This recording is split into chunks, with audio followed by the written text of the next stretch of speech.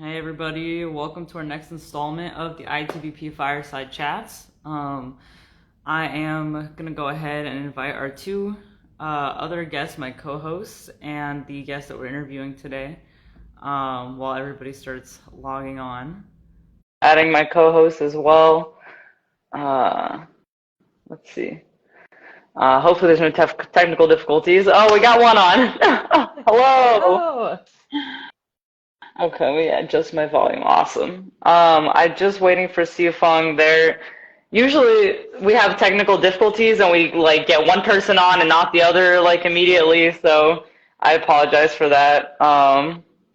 Instagram likes to give us problems. Uh, Siufeng, where are you? There you go. I see you, man. I got you. I just got your invite. Awesome. All right. I think they're being they're hopping on. Siufeng. Uh, yeah, I got your invitation, man. I'm pressing accept. Are you having any issues on your end?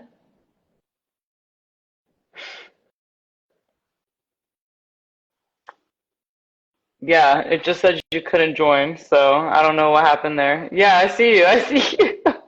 They're like, I'm here. Yeah, I see you. Um, hmm.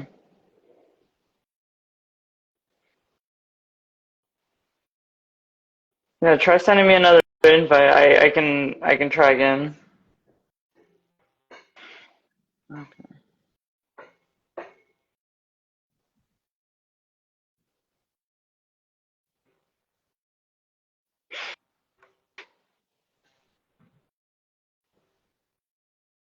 Um,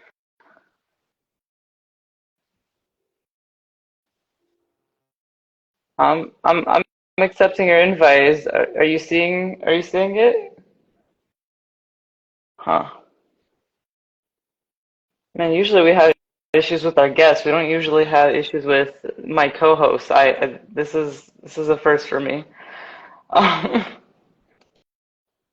Um, yeah, no, I see your invite. I'm accepting it. I don't know what else to to do. Uh, there we go. there we go.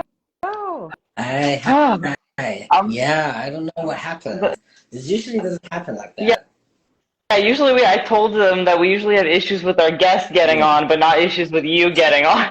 So, Well, I feel like it sometimes takes some time. Maybe we are like getting in and out too quickly. Instagram is just very slow, I guess. yeah, I have no idea, but I'm just glad I got everyone on. It's so nice to finally meet you. It's Dr. Kilwein, right? That's how you say it? That's right. Okay, awesome. I want to make sure I get that correct. Yeah, it's very, very cool to finally meet you. For those of y'all who are just hopping in, this is someone that we've been communicating with for a little while, but we haven't actually got to meet over video. So it's a first for us, and we're really excited to have a conversation with Dr. Kilwine. Before I hop into intros and everything, I do want to let everybody know who's hopping in or who's watching the recording of this about our competition that's happening on November 23rd in Atlanta, Georgia. There's still time for you to sign up to register to compete, and tickets are also available if you want to come and watch as well on our website. So all that information is on our website where you can hop onto our Instagram, and there's a post right at the top that shows you how to go to the website, how to become a member, and register to compete. And you can also become a member even if you're not competing with us. That's really the best way that you can support us is with that $49 a year membership. And we're actually, a part of our conversation today is going to be one of the new benefits that we're trying to create for members so that they are, getting something back for supporting us and supporting the work that we're doing here. So I think I got everything, right, Sufa? Okay. I always double check because I just my brain, I just forget. Awesome. So we are going to have an awesome conversation today with Dr. Kilwine. For those of you who didn't see her little bio on our Instagram feed, she is a board certified clinical and sports psychologist. Sorry, I have my little notes over here, so I'm like looking over because he has so many credentials. Like I wasn't able to memorize it all. um, they with those credentials, they provide sports psychology, mental health, and performance services at Vanderbilt University to the varsity student athletes and staff.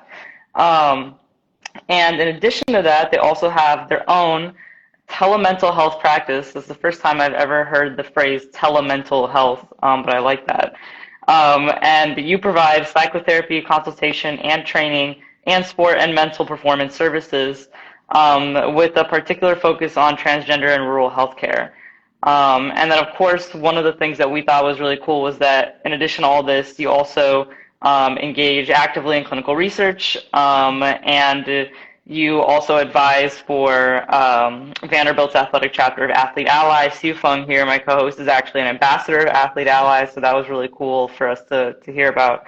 And we're currently working together on trying to create something that can support our members specifically in the area of mental health. So we're going to be chatting about that a little bit later today. So thank you, Dr. Kilwein. Thanks for your time and for hopping on with us today. Pleasure to be here. Thanks for having me. Yeah, and we're sorry about all the miscommunication, getting everything rescheduled. We're glad we were finally able to make it happen.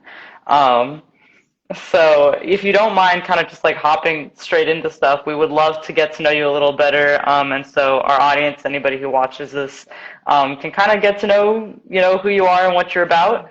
If you feel comfortable sharing with us, could you explain a little bit about like what your relationship is to the LGBTQ plus community? And maybe what like your specialties are as a mental health practitioner, because there was a lot there that you do. Of course, yes.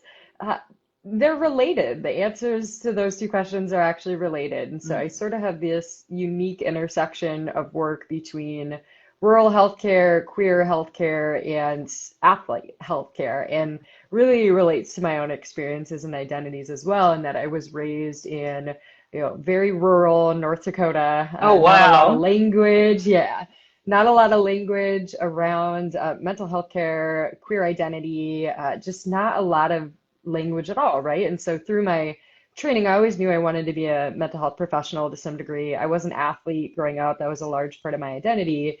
Sort of in my exploration throughout graduate training, postgraduate training, really engaged in my own gender exploration journey.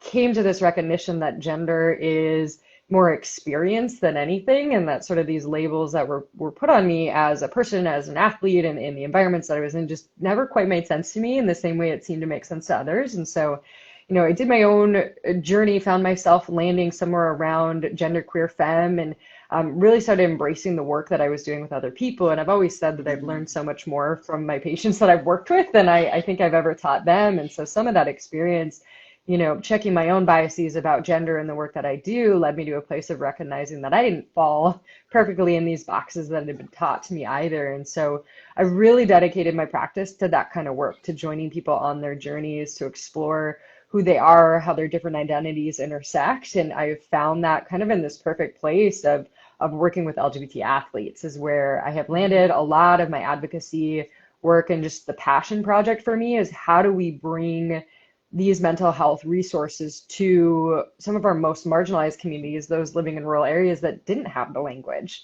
Right. that I do now, to our athletes, to our queer athletes. So that's sort of what landed me to this place. Wow, Yeah. No, that, oh, sorry. Go ahead, that's Sifu. incredible. So sorry, I have to Yeah. pivot. Yeah. So it's so incredible to hear, and all these connections. And you mentioned about intersectionality, right? The importance of these different intersecting identities that put, I think, LGBT or even trans athletes, or in the rural areas, I guess, Yes. even more challenging. So I wonder if there is like, would you be able to identify one major or some major challenges that these intersecting identities of people actually face Yeah. in I, your I like practice? Yeah, I think there's a multitude, right? One of the major ones I think is accessing truly affirming care. So we've got a lot of folks that identify as, yes, I'm affirming to all identities, but we don't have a lot of people that can really unequivocally say that, like, I specialize in working with queer athletes, right? I have done the training, I've done the own work on my own biases. I really understand the nuanced experiences that people who are queer and operate in athletic spaces have. So we're seeing a lot more, I think, public acknowledgement of LGBT athletes, right, than we ever have. We see that at the Olympic level, the professional levels, collegiate level, right? But we still are a little bit behind on what that truly looks like on the ground.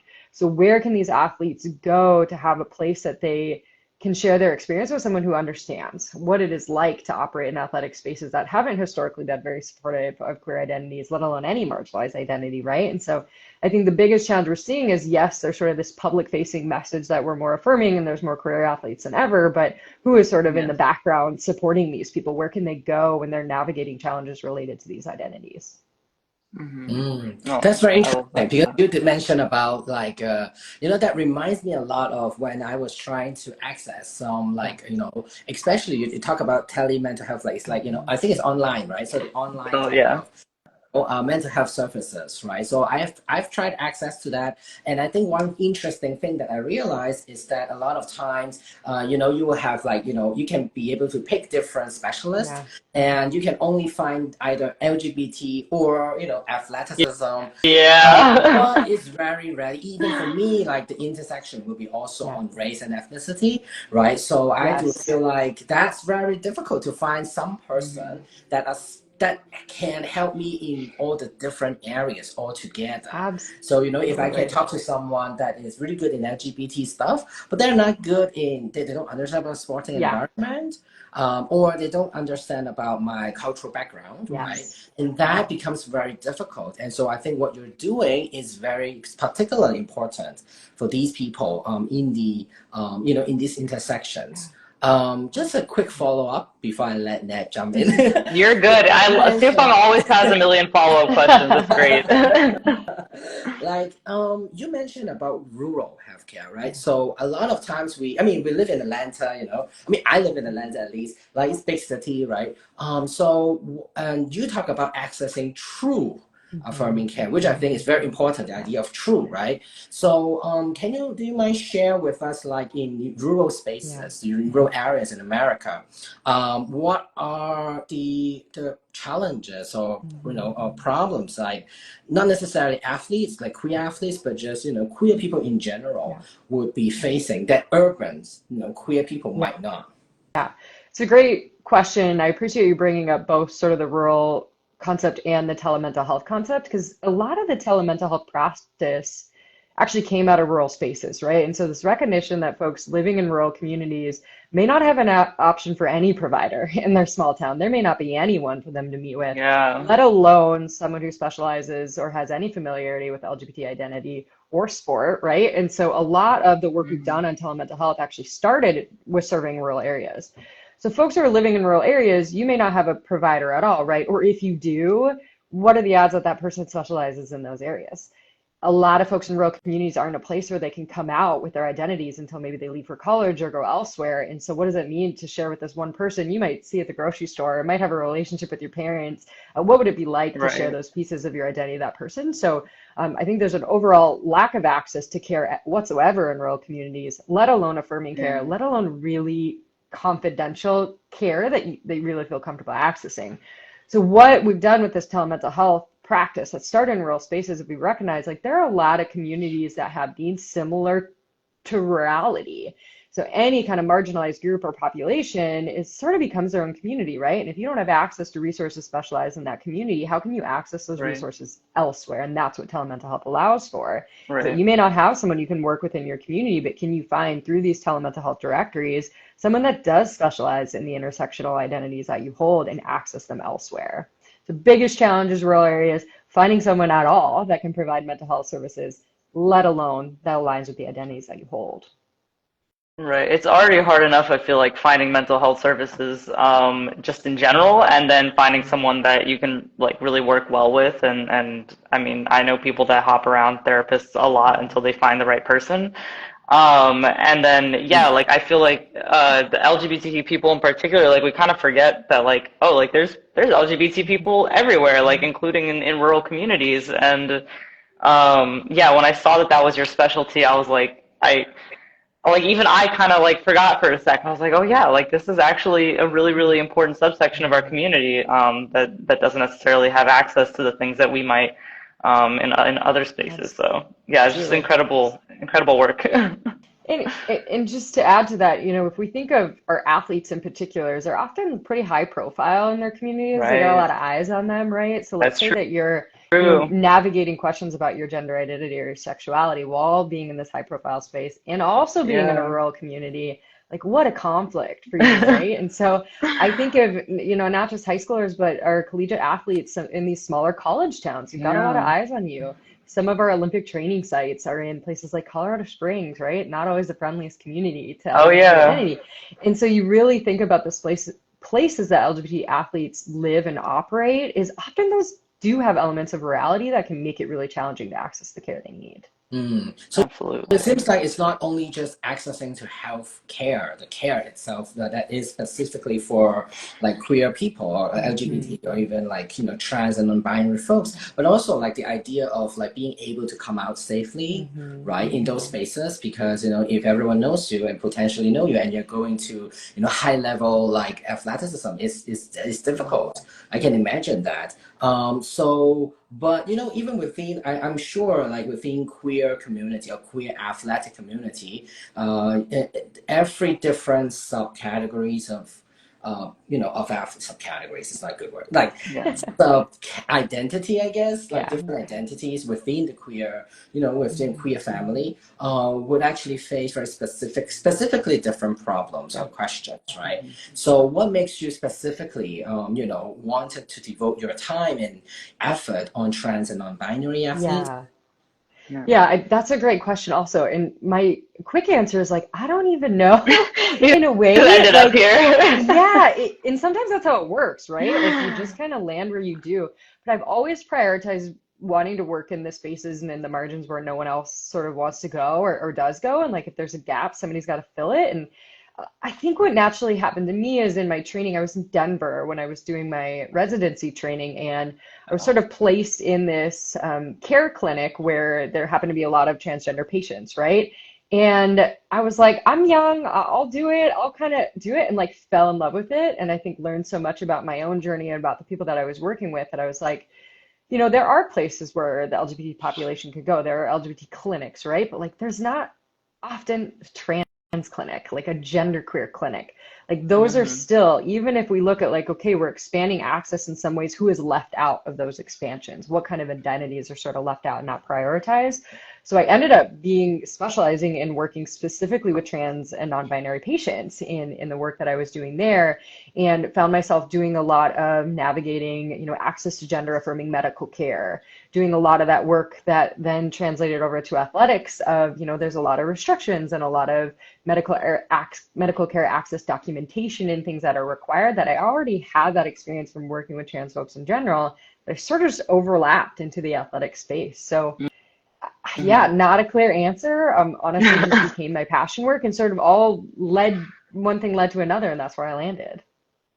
Awesome. Wait, this is a random question, has nothing to do with all that, but was it Denver Health that you were It working out was. of, It or? was. Yeah, Okay. yeah. I'm from Denver, and I actually get all of my medical care out of Denver Health, and yeah, they Yep. have an incredible system for LGBTQ Hmm. populations there. So Yeah, and so yeah. they have a transgender care of excellence, basically Mhm. service there that's specifically for trans folks. So I was there not doing anything related to athletics, just working with trans populations. Yeah. The next year I was working in athletics, and I'm like, I'm going to find a way to combine the two, Oh right? Because it's a yeah. really niche population, but it's a population that doesn't have a lot of people that are specialized in that work who can say, yes, Yeah. bring me your trans identity. I will accept that. I understand that. I know what you need, and bring me your athlete identity, let Yeah. alone all your other identities, right? And so there weren't a lot of people doing it. There's still not a lot of people doing it, but we really do need folks out there that can understand that nuance. Mm. Right.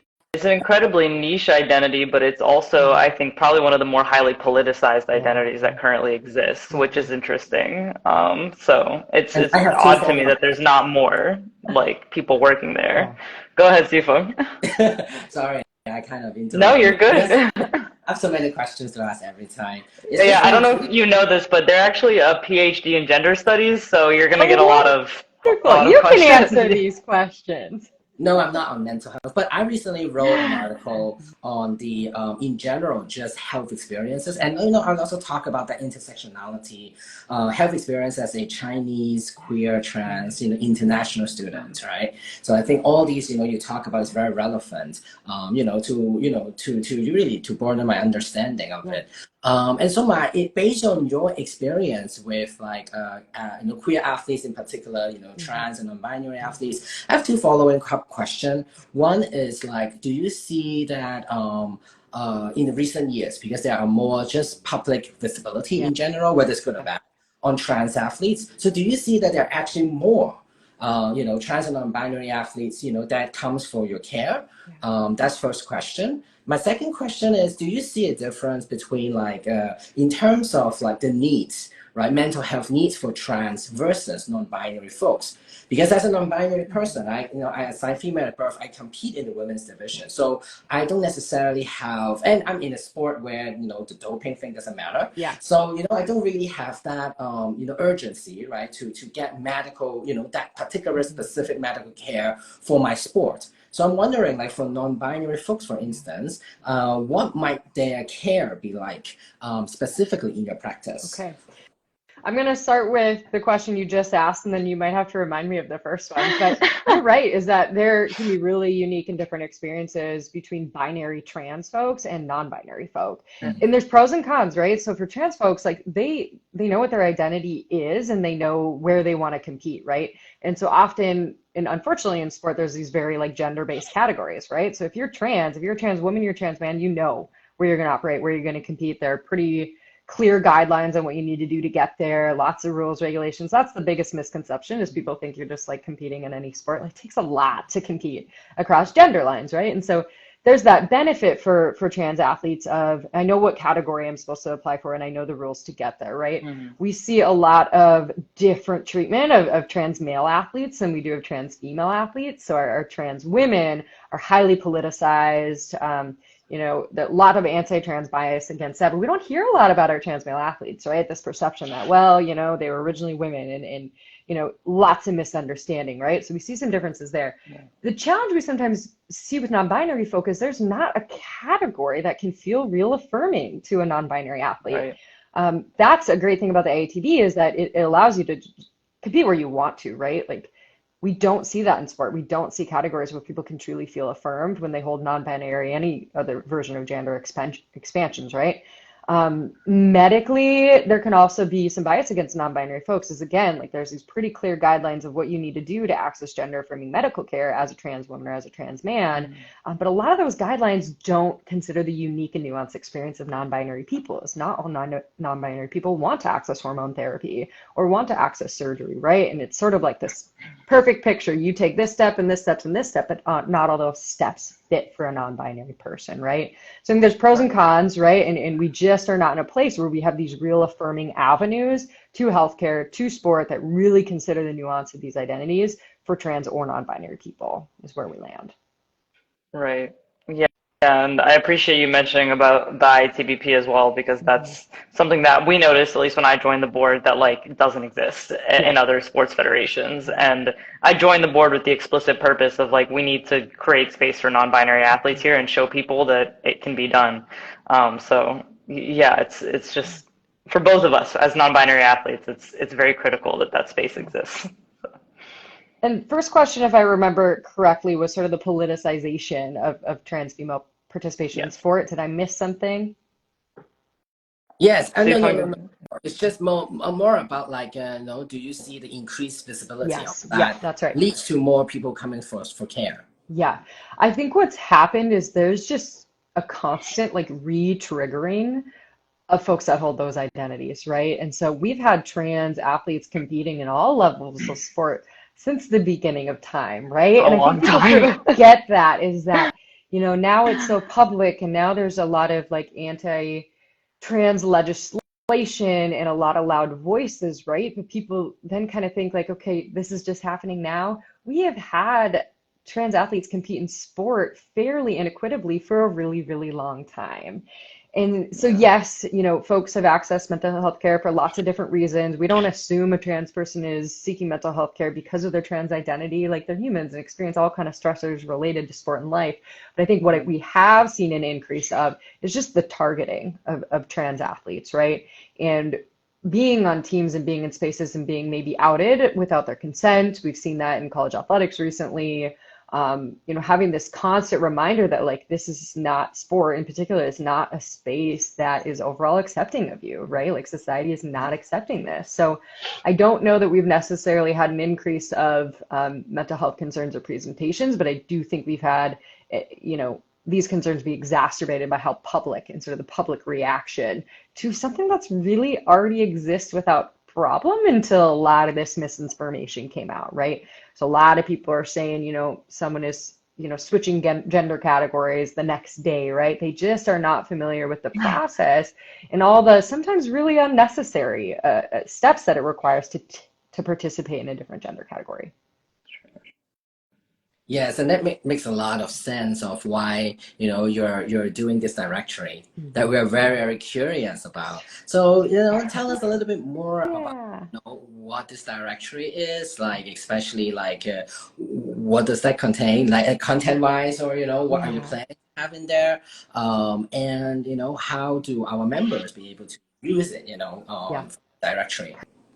Perfect. I'm glad you asked. So this came out of conversations of just like, again, there are not a lot of people working in this space that have experience working with elite athletes and working and really, affirming and experienced in LGBT affirming care. And so what we've ultimately created for the members is a directory of folks that do just that. They do both sides of the work. So you can go out there and you can kind of search like, hey, who's working in sport performance? Who's a sports psychologist? You can find those directories. They exist. You can also find directories of LGBT affirming care providers, right? We've got some of those websites. Those things exist and they're wonderful. But there's nothing out there that you can go and look and say, hey, this person is familiar with sport and what that environment looks like, the pressures unique to sport participation, and understands LGBT identity, right? And not just someone who says I do that, but someone who has demonstrated experience and interest in that work. So essentially what I've done is tap those two networks. So being a provider that works in both LGBT and sports spaces, is I've tapped this network and had people basically demonstrate and prove in a way like how they do this work. And so what we've created is a directory that lists credentials. So what kind of provider are you? Are you a performance provider? Are you a mental health provider? Or are you both? Location. So do you practice out of a certain location? Do you offer telehealth services? And then where do you offer those telehealth services? Payment. So we recognize that everyone has, different financial stability, different options for where, what kind of service they can access. So you have to be transparent. Like, this is the rate. This is what it would cost for me. This is the insurance I accept. I offer sliding scale, whatever it might be. And then a section that has you identify really in detail, like, what is your experience with elite athletes? What is your experience with LGBT identity? And it keeps giving a thumbs up because I do this. I just noticed that. Yeah, it's a new feature. I've never seen that. And then what is your experience working with bodybuilders and powerlifters specifically? I think that's a nuance too, is, there's not really a directory just for that, let alone people who work with trans and non-binary athletes in that space. So we created this directory for members that they now can access and go in and look at, hey, this is where I'm located. This is my financial resources. This is really the type of experience that I'm looking for, and can feel confident that whoever you reach out to in that directory is truly going to be affirming. They truly do this work. They understand the, intersections of your identity and can provide you the services that you're really looking for and can trust where that comes from. I monitor that, so I take, can take reports from members on if, hey, this is not quite what's being provided. We can always modify that directory. We can add people to that directory based on their experience. But this is the first time we've done anything like this, right? And so really what we're wanting to know is like, what is the true experience of our members when they access that? Is it what they need? Do they need more information, less? Do they need a consultant that helps guide them through the different options? All of that is now going to be available for members. Okay. Awesome. And I think it's safe to assume there's going to be both like in person and like telemental health providers on that list as well for folks that, Absolutely.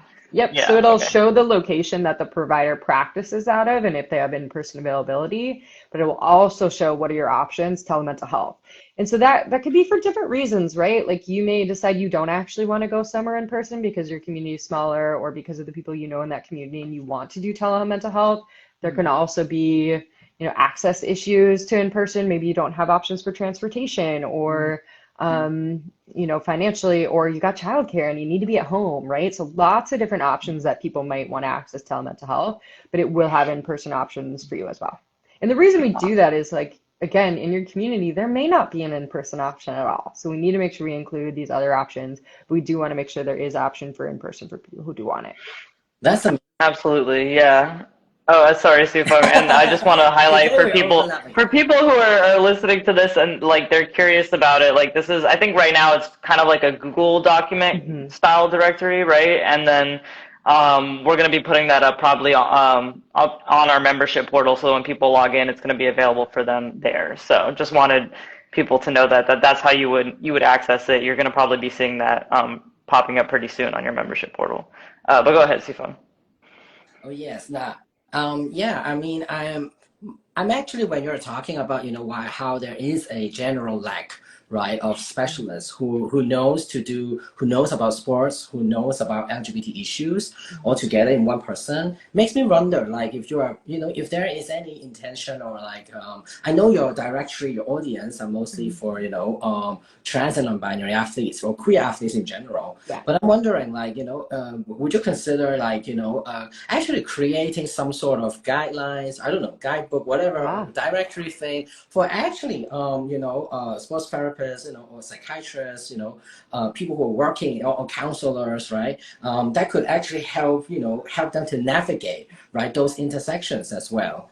That's a really That's a good wonderful question. idea. Is there a standard of care for treating trans and non-binary athletes? Is that like a thing that exists The already or no? closest we have are the resources through Athlete Ally. Like that really is Oh, the closest wow. we're going to have. Is so on Athlete Ally's website, they have, links to different resources and recommendations on how to create gender affirming environments or LGBT affirming environments for athletes. So a lot of those resources actually exist through that. There's going to be specific nuances to certain sports and age and different things like that. So it's not to say that those things couldn't be created and more specialized for certain populations, right? So really, what does it look like on the ground to work with LGBT powerlifters and bodybuilders, right? Like we don't have that. And that's some of this work is Yeah, we've got some of these broad resources, we're building them out. But I think over time, as we have more of those resources, we can start to get more specialized, right? Like we want people to truly understand what this space looks like and how people compete in the unique experiences they might concern. So no, it doesn't exist in the exact way we might have it. Closest we have is Athlete Ally, which just provides a lot of phenomenal resources to folks that do want I to work in do. this space. But in terms of mental health, they do a lot of advocacy in that area, but we don't have like a mental health guideline or service directory for how to do this work. Mm, Not that I'm aware of. okay, and Yeah. you mentioned, like, there are, like, it seems like the direction will be, will be of like targeting different Yeah. sports as well, right? So I think, in general, it's like, there is a huge difference between, let's say, individual sports and, Yes. or team Team sports, right? The sports. whole sporting environment is just very, very different. Hmm. And then you talk about you mentioned about powerlifting, bodybuilding. Those are more strength orientated sports, and there are sports that are in the middle, like CrossFit, or you have like a sports that is much more about, endurance, right? Hmm. And I think, maybe not in terms of LGBT identity, but even so, like, team sports versus like individual sports do have a very much difference, right, in terms of Absolutely. how, athletes might face in their mental health Yeah. areas. Yeah, and we have a decent amount of research on that does show that our individualized sports tend to have higher rates of mental health concerns, higher rates of performance concerns. Because again, it's sort Absolutely. of, just you out there, right? A lot of pressure on you. And so we see this a lot in like the tennises, the golfs, the figure skating, those kind of sports where it is individual. I imagine some of that could translate to powerlifting and bodybuilding. Not as much research out there, but really kind of these individualized, really aesthetic sports where there's a lot of eyes on you and it's just you. That just creates a lot of pressure, a lot of perfectionism, those kind of things are really related. And so, yeah, unique concerns between team and individual for sure. Yes, and you Wow, mentioned something that, that's so sorry. interesting. Oh, sorry. No, that's so, I never would have thought of it that way when you explain it like that, because like as an LGBT person, like I preferred individual sports because I lived in fear of like having to explain things to my Yeah. teammates, whatever. I hopped on the individual sport train at like 13 and I just like rode that till now. So I never would have thought about it that way, that there would be more mental health concerns in individual sports, because for me, that's where I feel safest, Sure. honestly. And that's why it's Yeah. so important to understand sort of the unique experience of each athlete is, Yeah. some people might prefer team sports for some reason, and some people might avoid it for similar reasons, right? And so I think that's really what's important about having these kind of directories, having people that understand the nuance of sport and queer identity. Mhm. So it's not like you're having to explain yourself over and over every single time or having to educate your providers. Like Right. that is the purpose of this directory. And you had mentioned, the nuances of powerlifting and bodybuilding in particular is this directory does ask you for identify like your experience with sport overall and then your Mhm. experience in specifically that area, which I thought was a really important. Unfortunately, there's just not going to be enough providers that specialize in that sport and LGBT identity, so we had to expand it. But the hope is through this work, it builds opportunities for networking, collaboration, and training within the service providers in that directory too. Yeah, that's amazing. I'm just also, that reminds me when you are talking, that reminds me of, other than the individual and team differences, there's also elite and recreational differences, right? Collegians, athletes, or not even athlete, elite professional Olympians, they face very different, the scrutiny is so different, they're much more visible versus people who are just doing it for fun, right? So I think, but then, it's not saying that they're not facing the same type of mental Exactly. concerns, right? But there will be some sort of nuance there Yeah. when when you mention that. Yeah. And I think that's so important because that means that we need to provide a slightly nuanced different types of Mhm. care, right? So I think we talk a lot about care all the time, right? Affirming Yeah. care, right? Gender affirming care, trans care, and probably sports care, I don't know. Sure. Yeah. So I'm just very curious of how you understand what does care look like to you specifically, Yeah. because one would say like, okay, we allow everyone to who wants gender affirming care to have access to it, and Hmm. that is care, right? So but there are also different versions of care, so I'm just very curious about what's your version of care when you're Yeah. making this directory. Yeah. I categorize it in two ways, right? So our mental health care and our mental performance. Care may not be the best word, right? But there's really two services that an athlete might need to access. Oftentimes it's a blurring of that line and it's both, right? But let's say in a perfect world, each athlete would be looking for one of two things. One is mental health care, right? So they're experiencing some type of challenge with mental health related to anxiety or depression, or just navigating some difficult circumstances in their life, right? Maybe they're experiencing abuse in sport, there's a relationship concern, family, grief, things like that. That's our mental health bucket, right? And those folks need to be licensed in providing mental health care and in our space, right, have some familiarity of how that actually shows up in sports. So if you're experiencing mental health, how is that going to impact you in all these areas of your life, including sport, your relationships in sport, your performance? We want you to know the mental health and know the sport. On the other bucket is our sport performance or our mental performance professionals. And these typically come in when mental health is pretty solid, right? It might be good. There's no additional anxiety or, depression or life circumstances, but someone's experiencing a challenge in their sport particularly. So maybe they, have performance anxiety, which, is still a form of anxiety, right? Or they're having difficulties translating their performance and practice over to competition, right? And that challenge is really specific to sport. So those folks are mental performance professionals, right? And they operate in that space. You can have a mental health professional and a mental performance professional.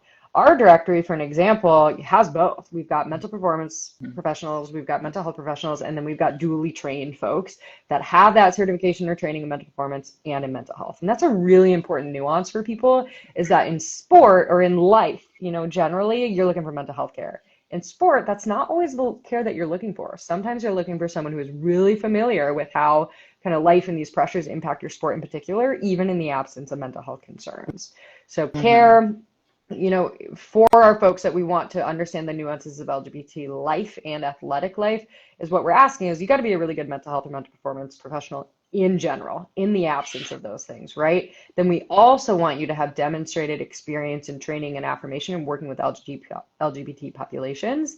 And then we want you to know sport. We want you to understand what are really the unique circumstances that come up in sport and how that impacts people. So we're asking a lot of these professionals in a way, right? But like, we really just want to be careful and make sure that we're providing the best care, which often involves some combination of mental health, some combination of sport performance, and some combination of LGBT affirmation. That's really what we're looking for.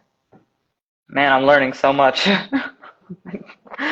Wow. That's yeah, no, I love that you have like really thought about kind of what exactly you want to show up on this directory. Like you're really thinking about the population that you're serving and how the impact that you want you know that resource to have on people Yeah. based on like the different credentials and experiences of each provider. So and I had no idea that there was there's like a difference, like that was it mental performance or that, yeah, I'd never Yeah. even heard of I'll, that. That's I'll so often call it fascinating. like our mental health professionals and our mental performance professionals. And then we've got our duly trained folks that have both, right? In an Yeah. ideal world, everyone would kind of have both. But at the same time, if you're not having mental health concerns and you're just having mental performance challenges, then that's what you need as a mental performance professional. You don't necessarily need the mental health service. You might see two people that might operate in both spaces. And, there's one camp that thinks it should be separate, that you do performance work over here and mental health over here. There's another camp that feels like if you can do both, why not? That's kind of up to provider and personal opinion and the person that's receiving care, right? Do they want it in one place or do they want to keep it separate? I think it's really important that we, respect the autonomy of the people that we work with. If they want that all done in one space, great. If they want to keep it separate, great. It's really up to the individual. Absolutely. That's very interesting Absolutely. because we mentioned intersectionality, intersections very much along this conversation. And Yeah. that reminds me a lot about, even when we talk about, okay, we have, like, let's say if we experience anxiety or Mhm. depression, it's very hard to just say, oh, this is an LGBT issue, right? And this is a Yeah. sport issue. Yeah. A lot of times it's a combination of these, right? And so separating that makes it a little bit difficult, right? To say, Yeah. oh, I get bullied at the changing room because I Hmm. don't look like a woman and I'm in the female changing room. And it's not that anxiety is not just about my queer identity, Hmm. but it's also like my muscularity that comes with the sport. People don't understand your sport, right? And don't understand like female could look muscular, for instance. Hmm. So these are, I think, sometimes very, very difficult to just isolate them completely. Yeah. And that's why your work is so important, right? To put those intersections Hmm. together so that people experience those, those double or even triple, discrimination, stigmas within their sports and within their gender queer identity would be able to get more accurate help. I feel like a lot of Definitely. times right now in America, when I use telehealth services, Hmm. is very much about like there's a high emphasis on LGBT issues, which I appreciate Yeah. because back in Hong Kong where I came from, we don't have that specialty where Yeah. doctors are just very homophobic, Yeah. transphobic in general. Mm. But here, you get to experience that, that freedom to talk about your LGBT queer identity, which I appreciate a lot. But then when it comes to like, sports related, then, Yeah. counselors, psychiatrists were like, they try to understand, but they cannot, Yes. right? So I think having those put together is so important in your work, and I just want to thank Mhm. you for your for your effort, right, in putting these things together. I'm Yeah. sure it's kind of Yeah. the time consuming and everything else. But I think it's very crucial, right, to our current political climate. It And really so is. just very generally, like, we want to have your take Yeah. about how you think about, the current political climate in relation to trans athletes and Mhm. non-binary athletes in general. And why do you think what you're doing right now is particularly Yeah. important? Mhm. Yeah, that's a really good question. Before I answer that, just the point I make is when I talk with people about doing this work, it's really not helpful, but in a way it is. Of like I say that assume everything is related and assume nothing is related. So when we're talking about, the concern that someone's I love presenting that. with, let's assume that LGBT identity could be related to the presenting problem or could be a contributor to it. But let's also not assume that it is. And it's difficult, right? And so I do think that's why it's important to have professionals that sort of understand all of these nuances, is that often our patients come to us and they don't know what's causing the problem. They don't know, exactly the roots or the timeline, right? And it's kind of on us to help that person parse that out. Like we don't come in and we're not the experts in the room. The person's the expert of their own experience, right? But they may have experienced something they just don't know. There's all these moving pieces. And our role is to help them kind of put the pieces together and figure out where things are coming from. So assume everything's related and assume nothing is related. This is the advice that I give. But in terms of the political climate, it's really interesting in that in the last maybe 5 years, what we found is a lot of these directories related to mental health and mental health care access have gone sort of underground. We used to have a lot of pretty public directories on how to access LGBT affirming care and specifically for trans and non-binary folks. And I was working in Wyoming at the time that this happened is we sort of had like really public directories that people could access. And we started getting messages, right? So messages from, anti-trans politicians or just people in the community reaching out to the people on the directories and sending threats, right? Or like sending articles on how care is unethical, and like threatening their practices and different things like that, right? And especially when we start looking at, removing access to care for certain populations, especially like minors, if anyone would find out they're kind of like doing that work, we would see that people were reaching out to these providers and making it a really scary climate for these providers to do that work. And so that's something I keep in mind, right? Is like, how do we protect the identity of providers at the same time? And what's happened then, it started just LGBT folks in general, but what we really find is that like politics tends to attack like the most vulnerable. And right now, our trans athletes are really vulnerable. They're vulnerable when it comes to legislation, when it comes to their communities, their families, their workplaces. Like they really are one of our most vulnerable populations right now to everything that's happening. And it tends to happen that way throughout history, is it's like we pick kind of the most vulnerable population to really put the blame on or put the problems on, when all trans athletes want to do out there is like live and compete and be happy and live their authentic lives, right?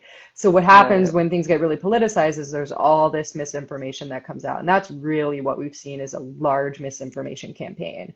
So despite the fact that we've had trans athletes competing for decades and decades in these sports, just now it's sort of become a problem, right? And so there's these stories that are often inaccurate, right, of people, coming into sports and not having gone through the process, which we know there are very strict regulations to participating in sport as a trans athlete that, we shouldn't have to like put out into the community to defend anyone, but it's almost like we have to, right? Like these are the processes. It often takes years to transition to a point that you can compete across gender lines, and people out there, just sending misinformation of like, well, it's just happening like the day later. And so all political movements really are driven by misinformation in the media, and that's a lot of what we're seeing. And the challenge is like, if you don't know a trans athlete, you don't know that journey of what it takes to get there, all you have is this misinformation out there, and that's kind of what you go by.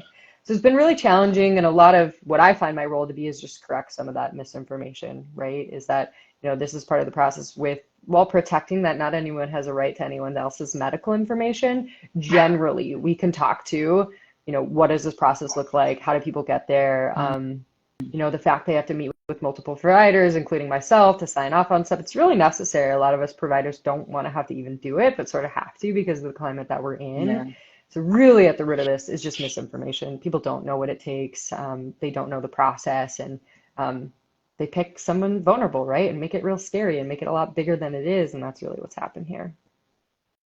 Well, that's amazing. That's a lot of experiences there. So, I mean, it's a lot on your shoulders as a provider as well. I just want to put that out there. Yeah, so. It just pales in comparison though to the people that we're working with and what they have to navigate. So that's the reality. Like people got to do this work, and people want to do this work, and it's like I can turn the computer off when I'm done at the end of the day. Like a trans patient can't turn their life experience off when they go to bed, and they're navigating these messages day in and day out, right?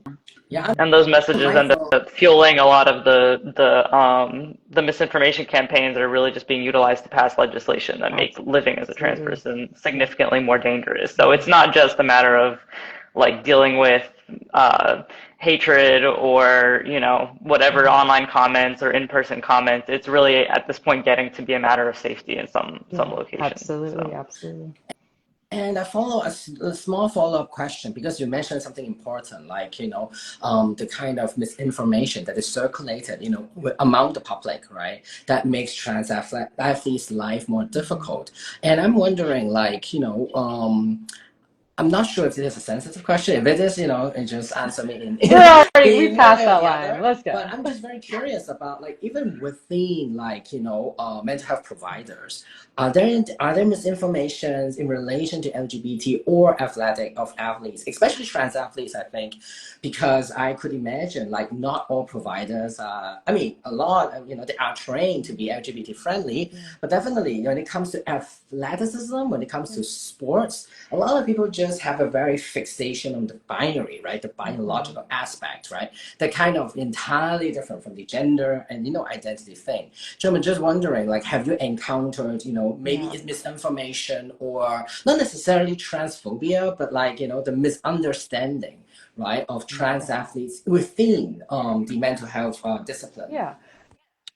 I mean, certainly, right? Like, I'm not going to sit here and say every mental health professional is queer affirming, and certainly not every mental health professional in sport is either, right? So we've still got camps of mental health professional that really ascribe to this idea of, um, trying to like treat away or change people's identities. That camp still exists. In a lot of states, it's considered unethical now, and you can't practice that way. But in some states, it's still considered ethical and legal to provide care in efforts to change someone's gender identity. It's certainly against our ethics, certainly against our best practices, certainly against all the research Yeah. that we have, right? But that doesn't mean that, folks that have been doing this work for a long time are going to change their mind, unfortunately. So it certainly exists in mental health, and I don't think it's just about LGBT identity. I think it's about a lot of things, right? We still have a lot of information even in our field, and then in sport, it's just this really nuanced space. So I think a lot of people sort of hide this behind, like, we need to protect women in sport, and that's why we can't have trans athletes compete, right? So it's like one wants to argue that it's coming from a good place of protecting women, but like it's not the women out there saying we don't want this. It's often men out there saying that we don't want trans women competing, right? And it's um, women are capable of protecting themselves and competing at a high level and like doing the things that they're doing without this distraction, right? And it's not the trans or it's not the female athletes that are coming out and saying no. Like often it's actually those athletes that are saying yes, and we just want to compete, right? And at the end of the day, I think we hide behind it's fear, right? It's fear of something different. It's fear of something that we don't understand. And I think that can be present in the mental health world, especially is like we still don't fully understand the nuances of gender identity and sexuality or any kind of identity, right? And instead of really taking the time to kind of understand people's lived experiences and get that training and that education, we just kind of stick with what we know. I think that's Yeah. ever present everywhere in society. So no, I can't sit here and say every mental health professional or sport professional is affirming and accepting of trans athletes, right? And that often does come again from sort of a lack of information or just a sense of fear of something we don't understand. Yeah, and it's hard to push back against that because I feel it's hard for people to push back against protecting women and children. Like that's just like the thing that gets used. But I do want to encourage folks that if they ever hear political rhetoric that is about protecting women or protecting children, to maybe like dig into that a little bit deeper and question it, because that, I mean, we actually taught this in one of my classes that I TA'd in college, that is the rhetoric that has been getting used that was against desegregation and then gay people and now trans people. It's always like we weaponize this rhetoric of protect women, protect children, and that gets used as a Trojan horse to justify passing discriminatory legislation or keeping in place discriminatory legislation. So, And we just yeah, don't have it's evidence that harm none. is being caused to women and children. I Well, we think didn't we're have different. evidence back then either, Yeah, like for those yeah, other things as well. But it's such an easy thing to just like trigger that fear, response in people's minds. yeah. And it comes So, from a good place. Everyone wants to protect women and children, right? But we have to look at what are the true harms, like who's causing harm. And it's easier to say, okay, it's these trans athletes, right? But that's not the biggest risk to women and children in our society by any means. And so, I think at the end of the day, what's tough is like people love sport, they love the competitiveness of it, but I think people forget that like sport is not the most important thing. And I don't think people love to no. have this conversation of like at the end of the day, that's not winning in sport is not actually the thing that matters the most. And so, if we just finally admit it, it's we don't want an unfair advantage or whatever it might be, okay, right? but further and more important than that, like what about people's livelihood? What about people's right to access like safe and affirming environments and public livelihood? And that's what it comes down to. It's not, we're not just trying to legislate trans people away from sport. We're trying to legislate them away from life. Bathrooms, workplaces, housing, athletics, everything, right? So it's a bigger conversation. People really need to ask, like, if you're saying you want to protect people, what are you really trying to protect them from? And is that really the cause of that harm? That's really a great tagline. You know, That's the title now of the interview.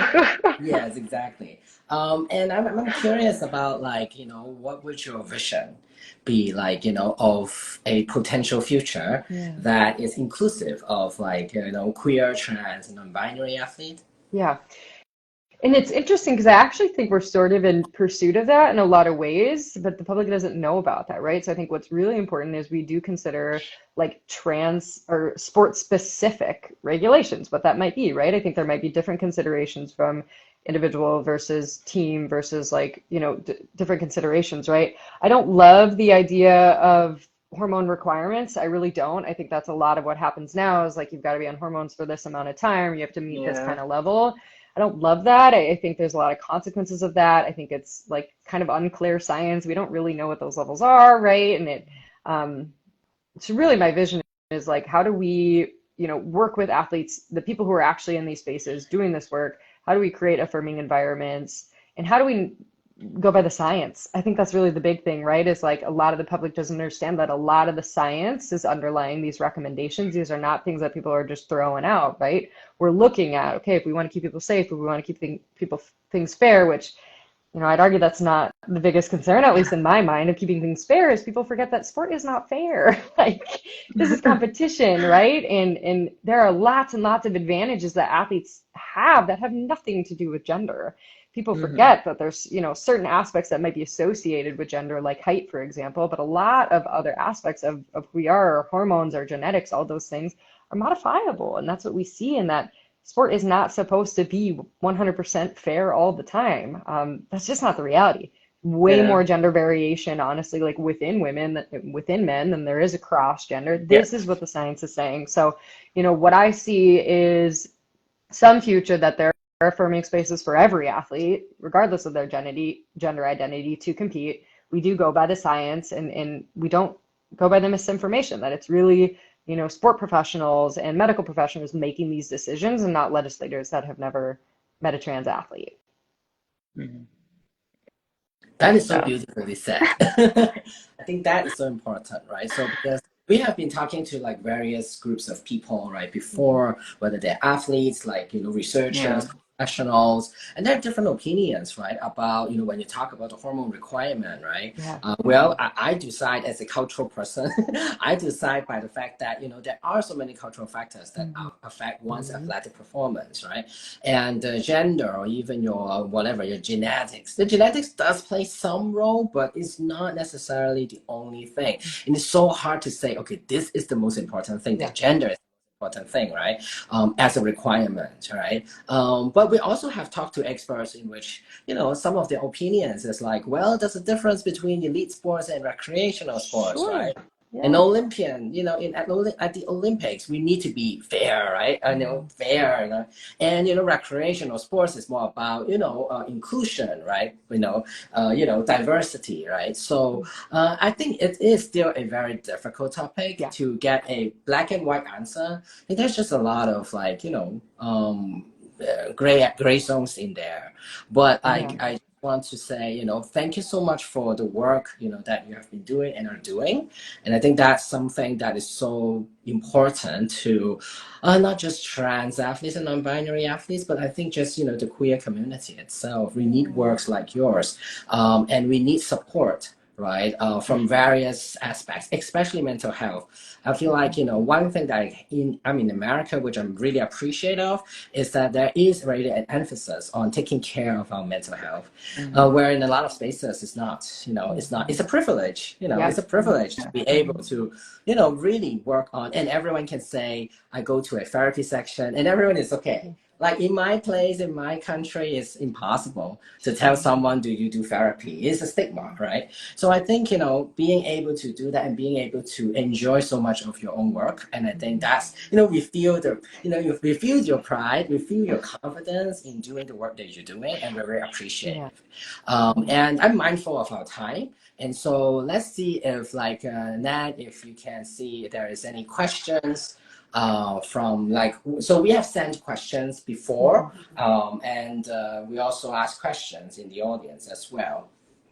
So Nat, do Yeah, you still? well, yeah, I did have my one question, and then I did get also a Q&A question prior to our conversation. So I'll go ahead and ask mine first, which you may have touched on this already, but I'm curious if, like, I feel like we've talked about this maybe briefly over email, but what do you kind of hope that we can create together beyond the directory, maybe like in the future, at the IATBP for our members and athletes? Like, do you see any other like service or resource being created that like we could work together on to create in the future? And what impact would those things have? Like, we talked specifically about the directory, but anything else maybe? Yeah, I'm going to give you a great non-answer, which is that I want it to Fine. be directed by the members, right? And so Hell this is yeah. sort of just a start in that we offer this directory, there's something out there, but what I really want to hear from the members is like, how much of a gap does that fill, right? Is that enough? Right. The answer is probably going to be no. So then what do we need to do next? Do Hmm. they need access to a consultant that can help them navigate that directory and find the best fit for them? Do they need access to webinars on specific topics within queer identity and sport, right? So I want to ask the members, like, what do they need? What would be valuable for you? I think webinars and trainings are always really great. I think, handouts and different things like that might be really great. And so what I want is that we just have this conversation between, the IATB, me, and the members of like, what do we need to see as a collective? What would move everybody forward? What are the gaps that currently exist and how do we fill them? And sometimes we don't actually know what all the gaps are until we start trying to fill them. And we think we filled one and we realize that actually highlights another gap or highlights that this gap hasn't been filled. So what do our members need? If we're trying to really provide a service related to mental health, we're going to try this and then we need some feedback on, is that enough? Do we need different? Do we need something more? And that's where we go. Yeah, I mean, well, I'm going to be honest with you, that's not a non-answer at all. That actually very much aligns with a lot of what we do, because, I mean, we're a nonprofit. Like, we don't exist to, like, create a service and then make money off of it. We're here to provide, a space and resources for our community. So basically everything we do is kind of like, what do Mm-hmm. the members need? Like, what does our community need? And it was just like that when we were creating our gender divisions. People will look at it and be like, how the hell did this even, Yeah. like, it just looks like a chaos for if you're on the outside looking in. But then people who come and compete with us think that it's a lot better than what they've Sure. experienced in the past, and they really like it. And we came to that through like a multi-survey process of getting feedback from people about what their priorities are when they compete and what do they want to see at competitive athletic events. And it led us to like 6 gender divisions in an open division based on everything from gender expression and the HRT, like where you are in your medical transition.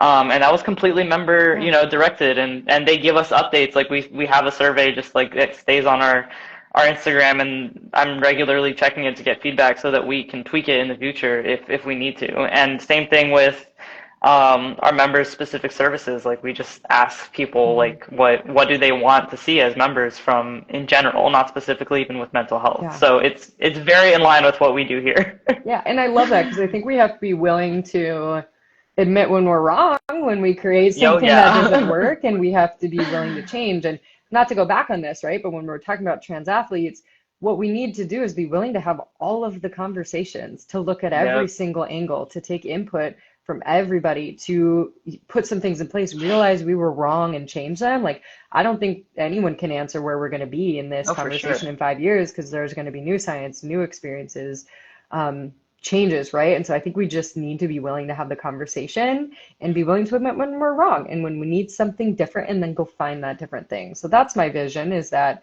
we don't know what the members need. We want to hear from them. We want to start with something, right? And then we can always Right. tailor from there. Absolutely, yeah.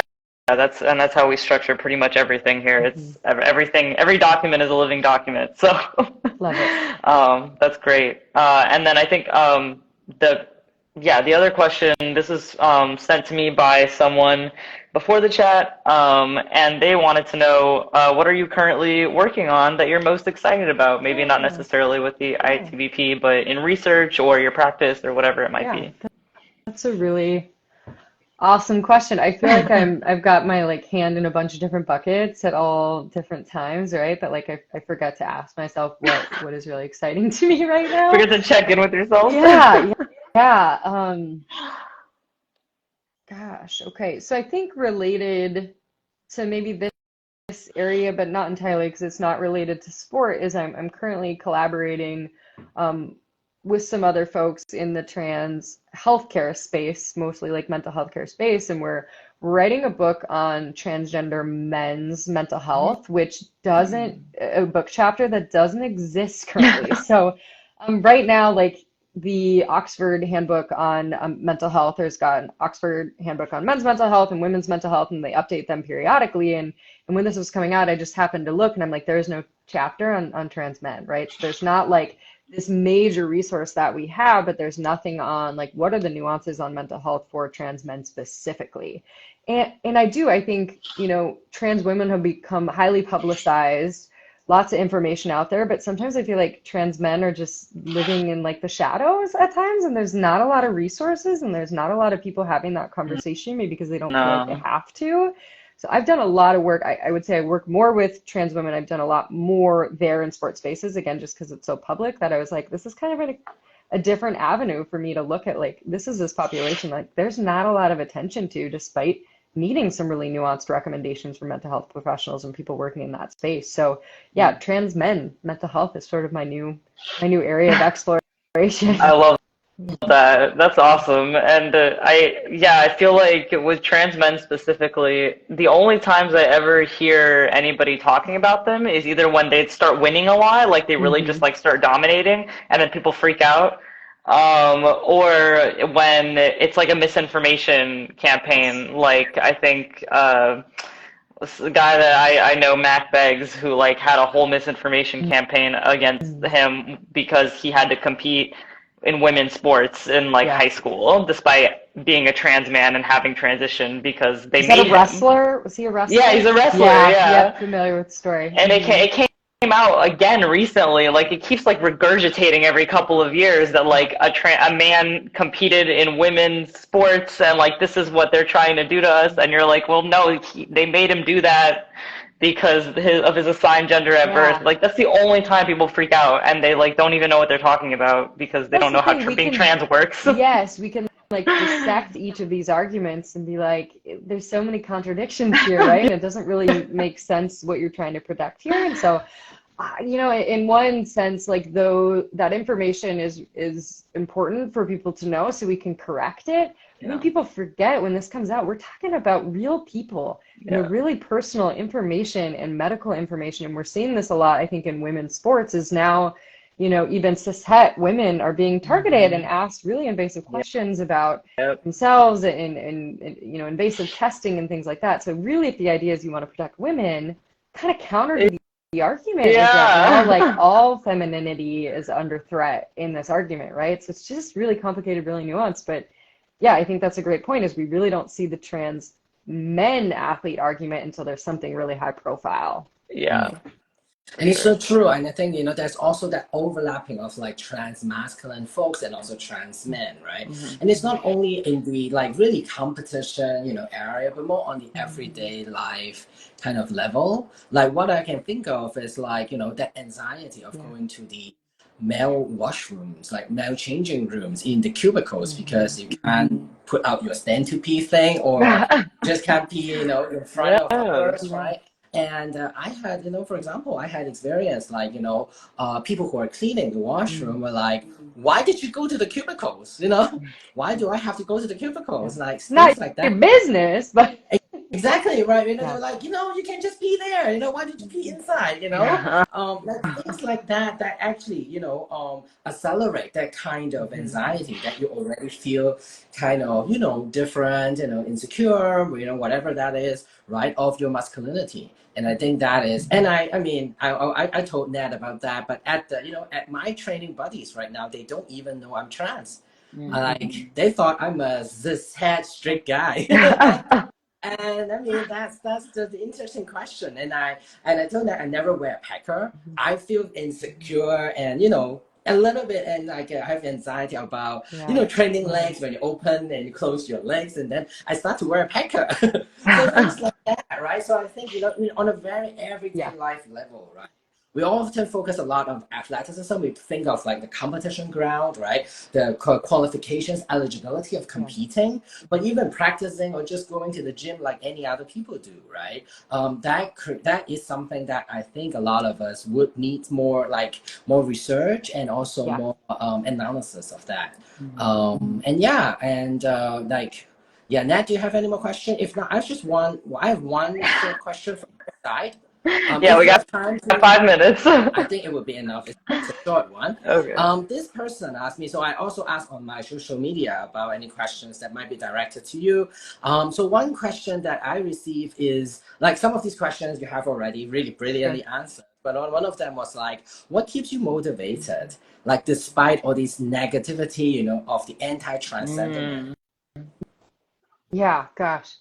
I think like, it's not often we get to be in a space where like everyone in the room it truly gets it and is trans affirming and like working together and collaborating to find these answers and do this work, right? Those spaces are just really uncommon. So I think when we find that, really holding on to those connections and those collaborations. So, um, Athlete Ally has been a great resource. This has been a great resource. I've got, colleagues that work in this space that are a really great resource. I think the work can at times be really isolating, especially if you're working in rural areas. So I had, more significant challenges working in Wyoming, feeling like I wasn't one of the only people doing this. And then we got the notice that kind of our directories were going underground and we couldn't like it can feel like really lonely and at times scary work. So I Right. think it's really important that we find the others doing this work and that we support each other in it and that we do it together. Because I get how people could get deterred from doing this kind of work, but the reality is like we have got to remember that these are people's everyday experiences, that when we're working with trans folks, like this is what they're experiencing, facing every single day. Like I, as a provider, again, I get to shut it off. I get to close my computer. Trans folks don't get to shut it off ever. And even you describing your experience in sport, like sport is so heightened, it's so intimate. Like there's so many spaces that we're interacting with people that it's just like it's a constant reminder of what's going on. And so yeah, I think what keeps me motivated is finding these connections, these resources, having these conversations, having a reminder that I'm not the only one like doing the work, right? And Yeah. that like the people doing the grunt of this work, the people that are really bearing the burden are trans folks out there, right? Yeah. Navigating these spaces. Absolutely. Yeah, well, thank you. I mean, thanks for being honest about that, Yeah. and yeah, thanks for being just vulnerable in general. This whole Yeah. conversation, it's been incredible. And before we close out, there's a message in actually our audience from Bucky Motter, who's our executive director. I guess he's in the audience, which is a rare occurrence, is usually these happen while he's working. But he sent a message that says, I just want to thank Dr. Kilwein for being here. I'm learning so much. Thank you for everything you do for our community and for putting this directory together. So shout out from the executive director. Appreciate that. Yeah. No, this was awesome. I'm so glad we got to get together and have this conversation. And what I often what's happens is like the only one who watches this conversation are the people that already kind of get it. And so what I always hope for my work is that we can like tap into different audiences. If like this Yeah. can get to a sport audience that doesn't do a lot of queer work, like great.